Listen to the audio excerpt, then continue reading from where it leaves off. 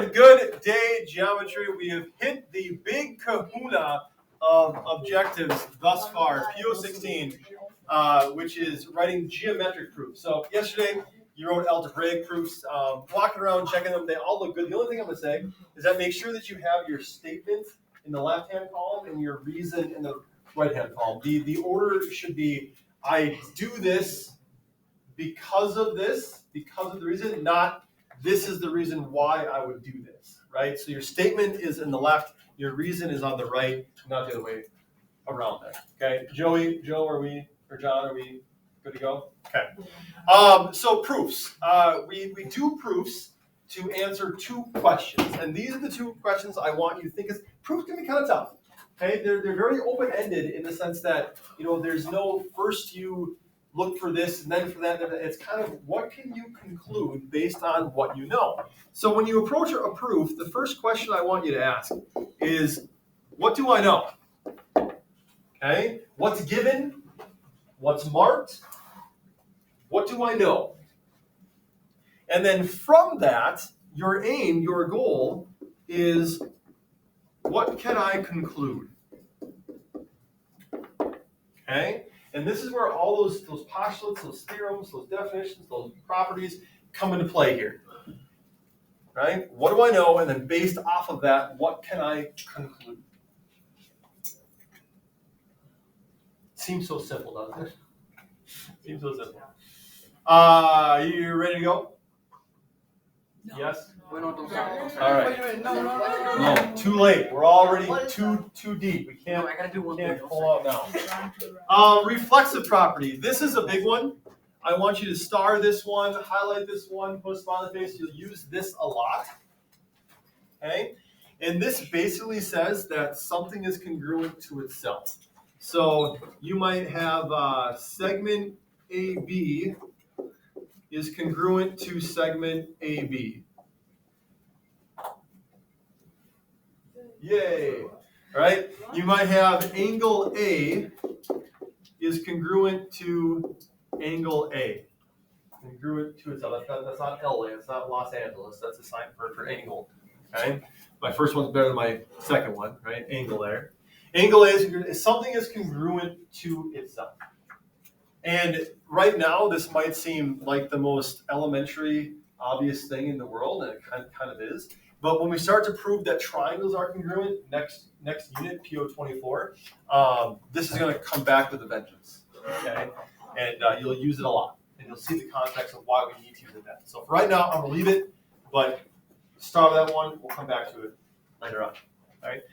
The symmetric property of congruence says that if segment AB is congruent to segment CD, then segment CD is congruent to segment AB.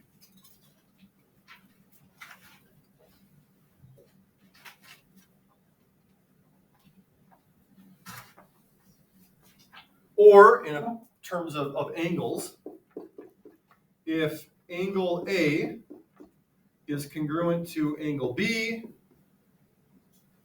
then angle B is congruent to angle A. I actually have a contextual example for this that might resonate and make sense with you.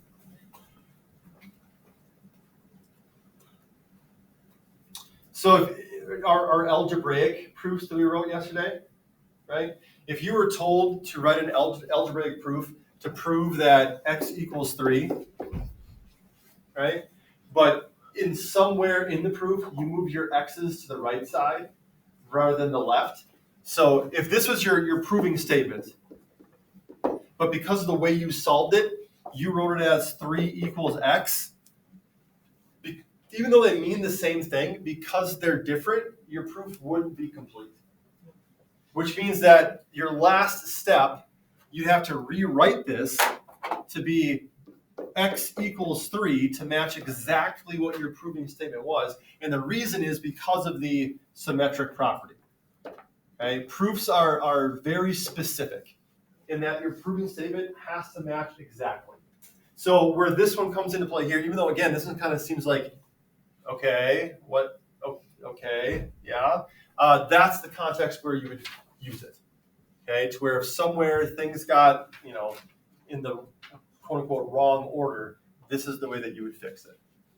Make sense? Okay? Joey. Why do proofs need to be so specific? Because they're so logical.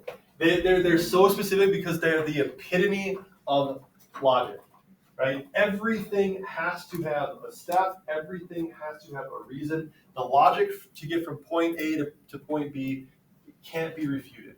And that's why we can only use theorems, postulates, definitions, properties, not the it looks like or it seems, all those other things there. Okay. Questions on this, or need to get down the notes? Okay. The transit property, star this one as well. This one will be used very frequently. And we've talked about this one before, I'm pretty sure. This one says that if angle A is congruent to angle B, and angle B is congruent to angle C, so if angle A is congruent to angle B, and angle B is congruent to angle C, then, who can finish this out? Peter? Angle A is congruent to angle C. Then angle A is congruent to angle C. Okay.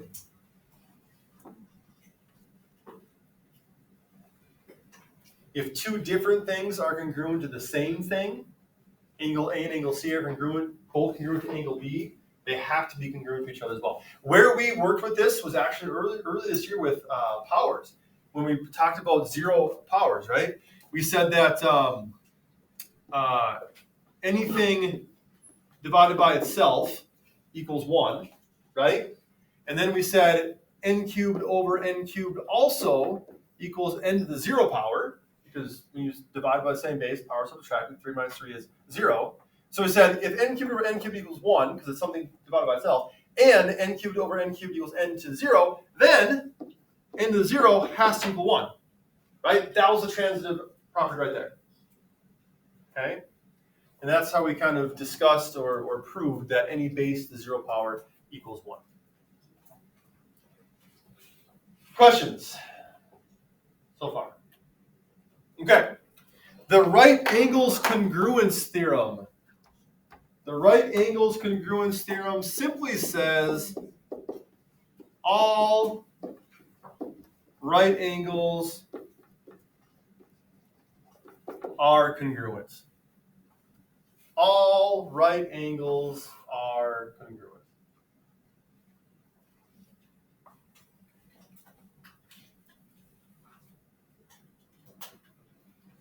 The congruent supplements theorem. What does that word supplement mean again? When we talk about supplementary or an angle supplement, what are we talking about, James? 180 degrees. Okay, so two angles that are supplementary add to be 180 degrees. So the congruent supplements theorem says that two angles that are supplementary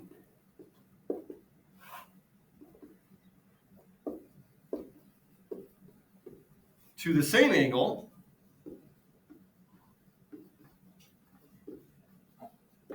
are congruent. Two angles that are supplementary to the same angle are congruent.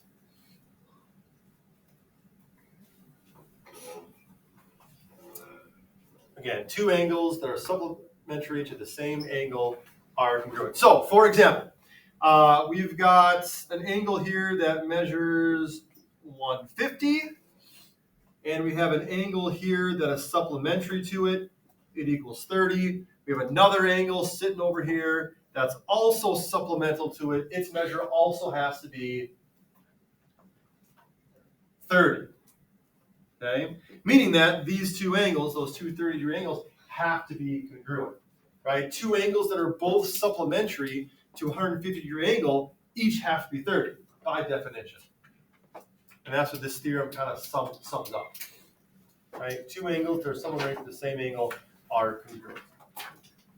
Have I lost anybody yet? Anybody want to go back to algebra? Yes. Oh, only about, that's less than half. That's doing pretty well, actually. That's not too shabby. Okay. Can you guess what the congruent complements theorem is? No. Not really, actually. What does the word complement mean? They had to be 90. Okay, same thing as the congruent supplements theorem. Two angles that are complementary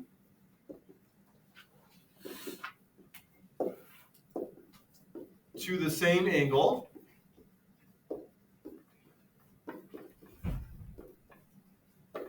are congruent.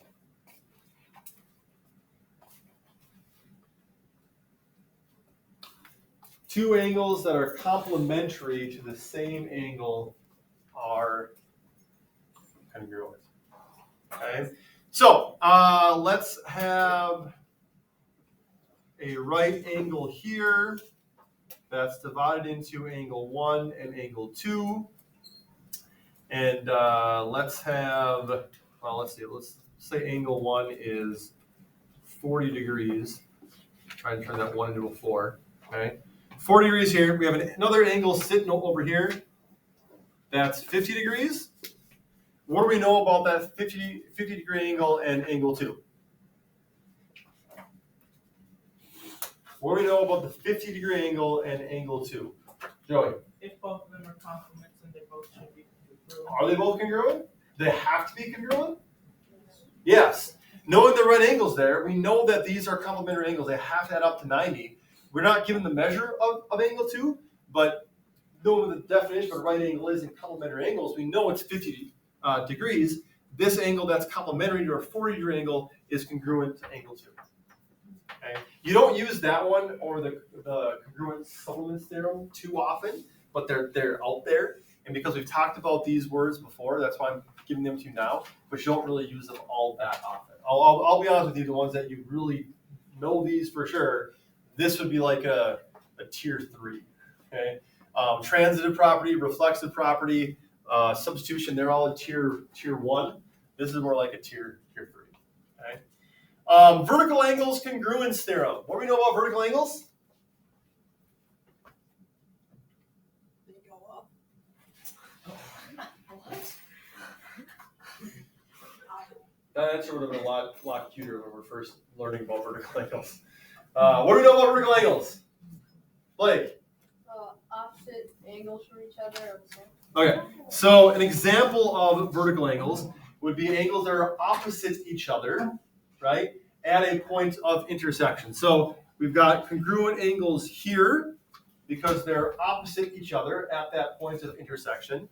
And we have congruent angles here, but we use two arcs because they're not congruent to the single arc angles, right? This is kind of how we differentiate between two sets of congruent angles. But they're opposite each other, called vertical angles. And the vertical angles congruence theorem, or the VACT, says that vertical angles are congruent. Vertical angles are congruent. This is a tier 1. Star that one. Okay? You'll use that a lot. This is a tier 1. Vertical angles are congruent.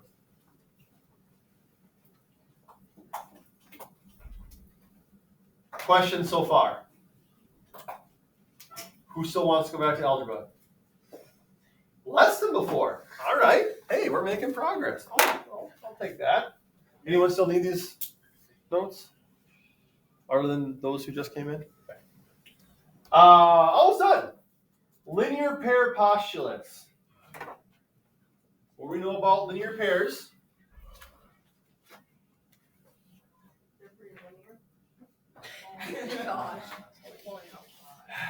What do we know about linear pairs? Caleb? Two angles that make a line. Two angles that make a line. Therefore, we also know that they are, because they make a line, they're supplementary, right? They have to add to be 180 degrees. The linear pair postulate says that exactly that. Two adjacent angles. Left out that word. Two adjacent angles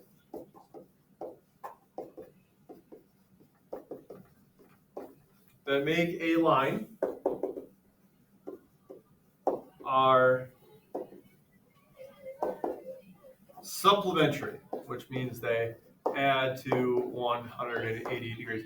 I would say this is a tier 2. What should we make a tier 2 symbol? Tier 1 is a star. Tier 3 is a nothing. What is a tier 2 symbol? We've only got a check mark. Rather than just like using a 2 or something like that. Well, a check mark. That's a tier 2. You'll use this pretty frequently, but not as often as some of the other ones. Okay, and just a reminder, what a linear pair would look like. Right, you got your line, you got 2 angles. Those 2 angles, by definition, are supplementary, and they create a line here. So if you know what one of them is, measure-wise, you can then determine. You can conclude. Right? What do I know? I know that's 100 degrees. I know it's a linear pair. So what can I conclude? The other one equals 80 degrees. And I'm going to start to get in the habit of writing what we know in green and what we can conclude in red, just to kind of start to see that difference there. I'll get in the habit of that. Yes? We should do like one of those 4-pointed stars instead of a check mark. 4 point? What's a 4-point star? You get a square. A square? No, where you make the stars like that. Oh, like this? Yeah. Absolutely not. Now, Too much I don't pressure. think I've ever made a star like that in my life. That would be the first time I've ever made. That is absolutely That's not a disgusting. I'm sorry. My artwork is never something I'm proud of. No, it's not that. It's the idea of the 4. Oh, we'll use the check mark. We'll go with that. I'm much better at check marks. You can draw that if you want to. A brief mention of other definitions, postulates, or theorems that we've all already covered. We've got the unpopular sap from CO2, the definition of a midpoint, the definition of an angle bisector, the angle addition postulate, postulates 5 through 11, which don't have fancy names, but the ones that we learned about the other day. Yesterday we talked about the properties of equality, the addition, subtraction, multiplication, and division, and then of course the substitution property as well. So as it's like every objective that we do, you're getting tools. It's like Christmas. You get more tools for your toolbox every day, right? When I first started building my toolbox, all it had was a hammer in it, so I could pound in nails, but that was it, right? And then next Christmas, I got a screwdriver, then I got a level, then I got a drill, right? I can do more stuff with my tools now. The same kind of thing here, okay? We're building on to what is in your toolbox. Well, what's the difference between the drill and the screwdriver? One's more powerful. So, I thought. One creates holes, the other one fills them. To be honest, I don't use any of the tools I have. I don't know how to use a lot of them. Okay? Before we go today, I don't think I'll give you any homework. I do want us to actually go through, hold your horses here. I do want to go through a geometric proof just so you can get the sense of this. Okay? Yeah, the sense of this. So these are different from algebra in that, they're very much more open-ended. We started with the algebraic proof, so you can see the equation. You already kind of know the process of an equation. But now we get to the geometric stuff. So here's the question. What do I know? Right? What do I know? That goes in your statement section. And then what can I conclude goes in your reason section. Statement and reason. Okay? What do we write down first? What do we know? Will? Angle 1 is congruent to angle 3. We know that angle 1 is congruent to angle 3. Why do we know that? Given. Your first reason has to be what you know. Given. Okay? Our goal here is to prove that angle 2 is congruent to angle 4. So our proving statement has to be exactly that. Angle 2 is congruent to angle 4. If somewhere along the way we get our orders kind of discombobulated and we end up with angle 4 is congruent to angle 2, that's where that symmetric property comes into play. We can flop it around, but we're probably not going to. But just as an example. So knowing that 1 is congruent to 3, proving that 2 is congruent to 4, what else can we say about this? What else can we say about this? Thomas, That 1 is congruent to 2. how do you know what 1 is congruent to 2? Because they're vertical angles. Okay. If you're not sure where to start in a proof, the question I want you to ask yourself is, who can I invite to the party? Right? If we need to prove that angle 2 is congruent to angle 4, we have to get them involved somehow. You know, we have to make angle 2 and angle 4 a part of this proof one way or another. Okay, so how can we invite them to the party? Thomas is seeing a relationship here between angle 1 and angle 2. He's saying that angle 1 is congruent to angle 2. Thomas, what allows you to say that? Because they're vertical angles. Vertical angles. The vertical angle congruence theorem. Okay? The vertical angle congruence theorem. If 2 weeks from now, next week when we take this test, if you're not going to know what VACT stands for, then actually write out vertical angle here, something like that. Okay, but we can abbreviate it VACT. Okay, we've introduced angle 2. Let's introduce angle 4. What can we say about angle 4? Dino. Angle 3 is equal to angle 4. All right, and why? Vertical angles. Vertical angles again. Okay. Now, because step 2 and step 3 have the same reason, we could combine them and just write 1 is congruent to 2 and 3 is congruent to 4 in the same step if you wanted to, because they have the same reason. But we're going to keep them separate right now just because it's the first time. You know, I want to keep things very sequential. All right. Now what? We have the pieces, right? We have angle 2 and angle 4 as part of the proof. We want to prove they're congruent to each other, yeah? So would it be angle 2 equals angle 4 because of substitution? So that's jumping ahead a little bit, okay? We've got essentially 4 parts here. Angle 1 is congruent to 2, angle 3 is congruent to 4. We're talking about 4 angles there. We know that 1's congruent to 3. Caleb? So yes, we are going to use substitution. We can't jump to angle 2 is congruent to angle 4 directly. Drake? So if angle 1 is congruent to 2 and 1 is also congruent to 3, then and 3 is congruent to 4, so that would make them all like pairs of vertical angles. Yeah, it's definitely like a transitive property feel to it, but we can only compare 3 things in the transitive property. We've got 4 here. So instead, what I'm going to do is I'm going to take this second step and I'm going to rewrite it as step 4.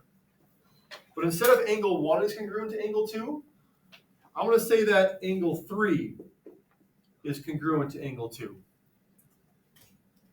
All right, so I took that same statement, angle 1 is congruent to 2, but instead of angle 1, I replaced it with angle 3.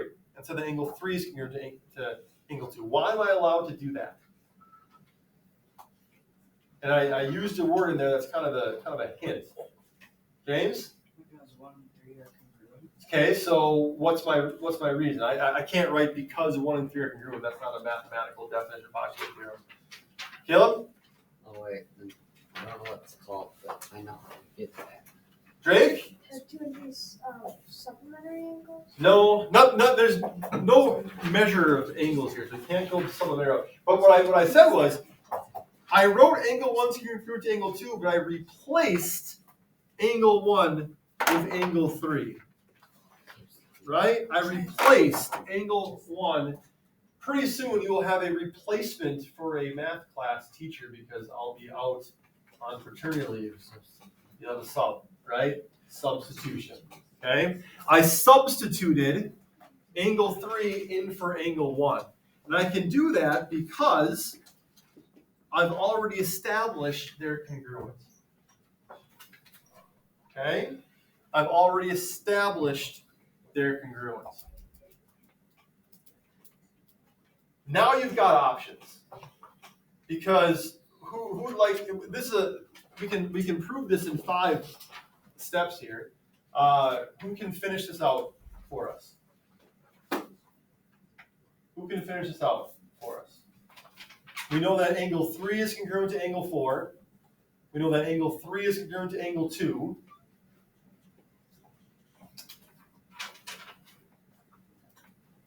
Will. Angle 2 is congruent to angle 4. Because? Angle 3 is congruent to angle 4 and angle 2. That is not a mathematical definition, actually. I- Blake? The transit. The transitive property, right? We've got the same thing congruent to 2 different things. Therefore, those 2 different things have to be congruent to each other.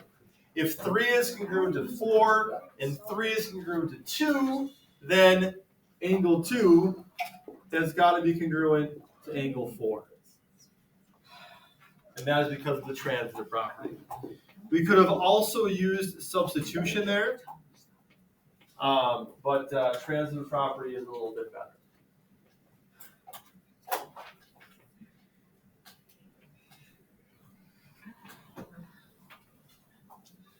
Well, let's go back to algebra now. Well, that's more people. That's not good. Okay. Really, folks, it's so important. And you just got transitive today, so I don't expect you to have it on the tip of your tongue.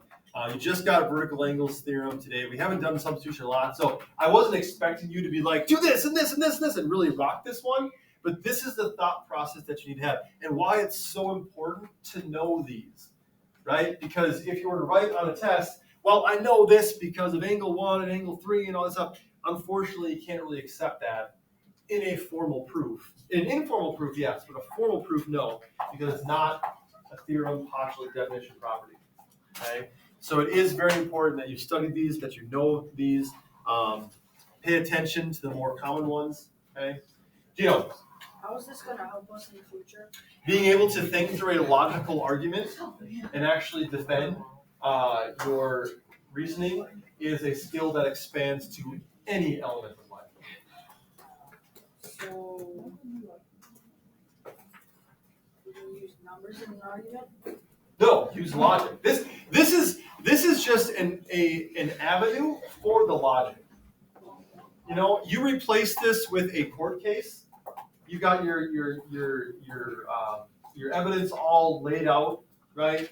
This because of this, and this because of that. Those who didn't want to become doctors, I've used these examples before. When you diagnose someone, right, you are taking what you know. Doctor, my stomach hurts, and because I just took a trip to the Congo and I ate a mushroom that was blue with red dots.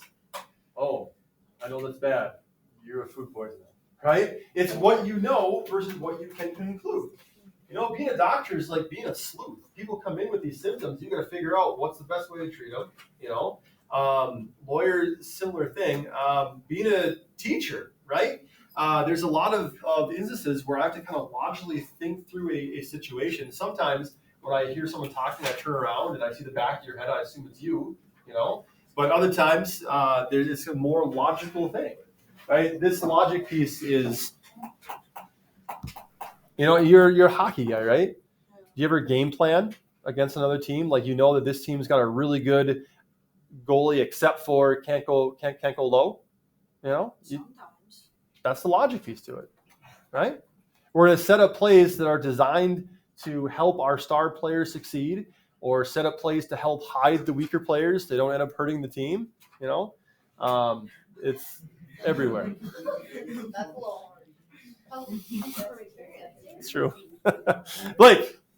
When are we going to learn about the given property? What do you want to know about it? It's what you're told.